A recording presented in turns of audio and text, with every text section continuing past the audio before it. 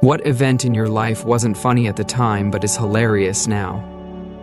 Story 1. This was just a few months ago. I flew across the country and brought my cat in a soft-sided carrier. My dad brought me to the airport at 3 a.m., and I had my cat in the carrier on my lap. Well, he pissed himself thoroughly, the cat, not my dad. I stepped out of the car and it must have just happened because my whole lap was wet. My balls were soaked in cat piss. The cat and carrier were foul. My suitcase was a big plastic container that my dad had sealed with about a dozen zip ties. So getting a change of clothes and burning what I was wearing was not an option. Dad just laughed and sent me on my way. That was the worst flight experience. 8 hours of travel. I was sure someone would notice and I'd be kicked off the flight. A complaint would come at least. I kept waiting for it, but it never came. I had to take the cat out at security. That wasn't fun. He was soaked in urine, and none too happy about the whole situation either. I arrived at my destination and decided I'd never tell a soul, never speak of this again. My dad didn't see it that way, and my parents think it's absolutely the funniest thing ever. They've clearly never had a taint wet with feline pee. Now everyone knows. I shouldn't be writing this here. I'm not the one who finds this hilarious now. Story 2. Me and my friends got robbed once, and my friend handed over his wallet, then remembered that his ID was in there, and what a bitch it is to get a new one. So he started arguing with the robber to let him take the ID out, and they get into a full back and forth argument over it. Robber eventually opens his wallet and is trying to slide the ID out of the plastic sleeve thing and is having trouble. My friend snatched the wallet from him, slides his ID out, and hands back the wallet. We were all terrified at the time, but looking back, we laugh about how stupid that was. The whole scene could have come straight out of a sitcom. Story 3. This reminds me of something that happened to me when I was in high school. Our family had moved from small city Canada to Honolulu, Dad on sabbatical for the year at UFH, and I didn't get any tutoring in the culture at the school campus. I did have some friends tell me to stay away from certain areas, which I did, but one day, walking along alone, one of the locals, it was 1979, that's what non-locals called them, came up to me and wanted a quarter for lunch. The school provided lunch for a quarter every day. It wasn't bad either. I started literally shaking and said, "I only have A." He's like, "Give it." So I did, and we went our separate ways. I was pretty shaken but considered myself lucky. The very next day, the same guy approaches me, and I started inwardly panicking. He comes up to me and holds out his hand and says, "Here's your change." He gave me 75 cents back. He really only wanted a quarter, and, well, you never know. Story 4. This actually reminds me of the night my brother came out. Instead of telling us himself, he hid out at a hotel and made his best friend, who was also gay, tell my sister and I. He wrote my parents a letter and left it for them. I went straight to the hotel to see my brother and tell him it's okay and I still love him and blah blah blah. I tried to think of something to lighten the mood and give a silver lining, but since I'm so socially awkward and don't know how to handle uncomfortable situations, the only thing I could come up with was, "At least you're not dating BF, that would be weird."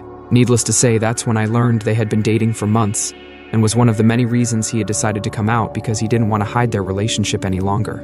8 years later, and they are engaged, and my sister and I will be best people at their wedding. Story 5. One time when I was in 7th grade math class, the teacher asked a question that I actually knew the answer to. So when he asked the class which of us knew the answer, I enthusiastically shot my hand up. But he didn't call on me. However, the girl he did call on got it wrong. So when he asked the rest of the class who could give the correct answer, I not only threw my hand up this time with even more fervor than the first attempt, but I accompanied it with a deal sealing "I know" as well.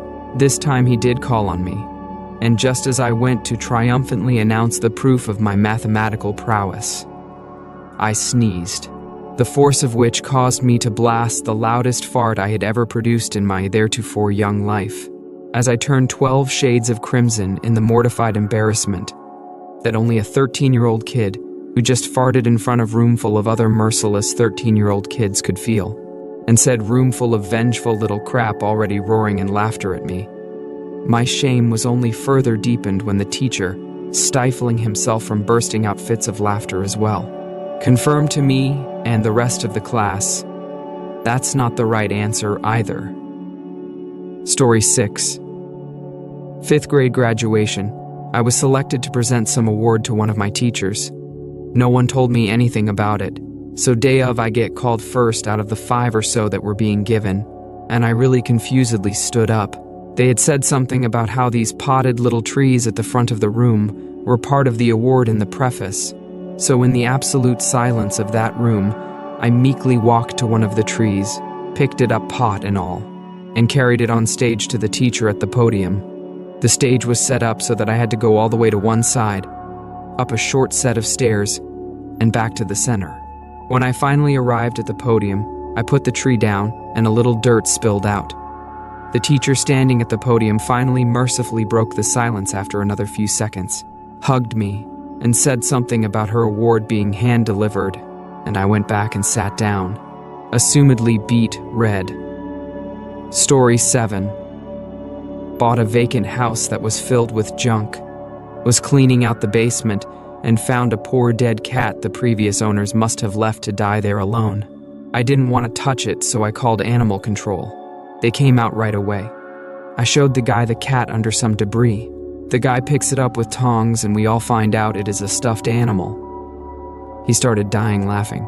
But at least my shame was only with one guy I would never see again. Right? To my complete disbelief, one of my best friend's dad was literally outside the front of the home checking water meters since he also worked for the city and the animal control guy told him all about it. Now both of them dying laughing, and now all my friends would definitely find out. We still have the stuffed cat years later and laugh. Story 8. I had an ex-girlfriend called to tell me she had chlamydia.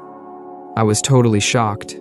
Called every single one of my ex-partners because it seemed like the responsible thing to do. It was super embarrassing. I went to the doctor and took the pee test, but because I was the only person who could have given my ex chlamydia, the doctor gave me the antibiotics on the spot, so I could start taking them. They made me totally nauseous, one of the worst experiences of my life. A week later, a friend tells me that my ex-girlfriend read her test wrong. Her chlamydia test said pending, and somehow she assumed that meant positive. So, long story short, I never had chlamydia. Not funny at the time, but now I laugh when I think about how ridiculous the whole situation was. Story 9. When I was in 8th grade cooking class, I ate too much cookie dough and had to crap really bad. With only 15 minutes of school left, the teacher made me argue with her for 5 minutes to be able to go. After realizing all the bathrooms were locked during class time, I tried to leave since I lived right down the street, and the principal stopped me. While trying to explain that I really had to crap, I ended up crapping and completely ruining my khakis. Also, funny thing is that runny crap really shows up in khakis. So while waddling home just as school got out, everybody could see I crapped myself. Story 10. The timing of my mother's death. She was notorious for wiggling out of conversations when she was younger. She'd slip some no-meaning answer in to placate you, but you'd never get to talk about whatever it was bothering you. We hadn't spoken or seen one another in years, and I knew she was ill. My brother confirmed, and I decided on being the bigger person to bury the hatchet, and got a ticket for a hurrah and hangout. Some jokes about a lot of missed conversation. We were due to fly out on Monday. She died the Saturday before we were to fly out. She was always good at getting out of conversations. Story 11. I went to Florida with my now ex-boyfriend for his sister's wedding, where I met his parents for the first time. The trip itself was kind of a disaster, because contrary to what he told me, he did not let them know that we were coming until we were already on our way there.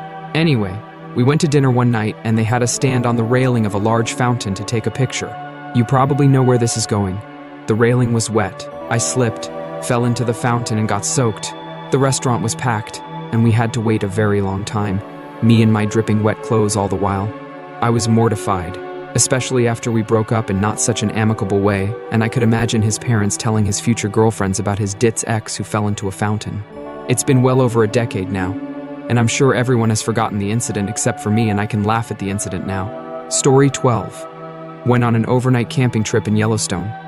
Found some bear tracks, grizzly, and fresh scat on the trail to the campsite. Once we got to the campsite, we found it had been trashed with both leftover food and garbage by the previous visitors, and that bears had been digging through it. We turned back towards the trail to exit the area and go sleep in our car instead. But we ended up running into the bears. Decided not to get too close and head down the other trail instead. It ran into a main road in the park due to the map. Ended up having to climb over 3 mountains to get to the road. It was well past midnight, and some nice park employee picked us up, drove us back to our car, and gave us tips how not to get caught sleeping in it. It was really unfunny at the time considering the weight of the gear and the howling of the wolves after dark. But a year and a half later, it's a great story. Story 13. I was at a family farm working one day as a young teen. I had a friend with me, and we had just finished up what we were doing. Right at that time, the tractor was pulling a loaded wagon past. We had 2 options, either catch the wagon for a lift or walk back most of a kilometer. We went for the wagon. We ran down a small hill, then jumped a rail fence. Or should I say, he jumped the fence. I almost cleared it. My pants caught on an extended knot and did not let go. My momentum upended me. My pants were still stuck on the fence. I continue to fall until my pants and underwear catch around my knees, with me hanging upside down about 18 inches off of the ground, completely unable to do anything to free myself.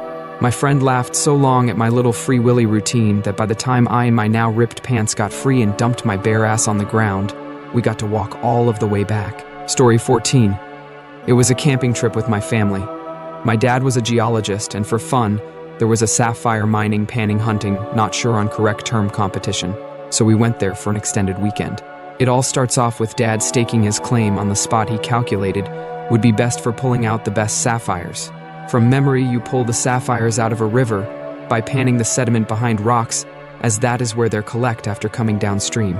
Dad spent all of the first day picking nothing but rubbish stones out of the spot. We then return to the campsite, and Dad asks me to collect sticks for kindling to start the fire.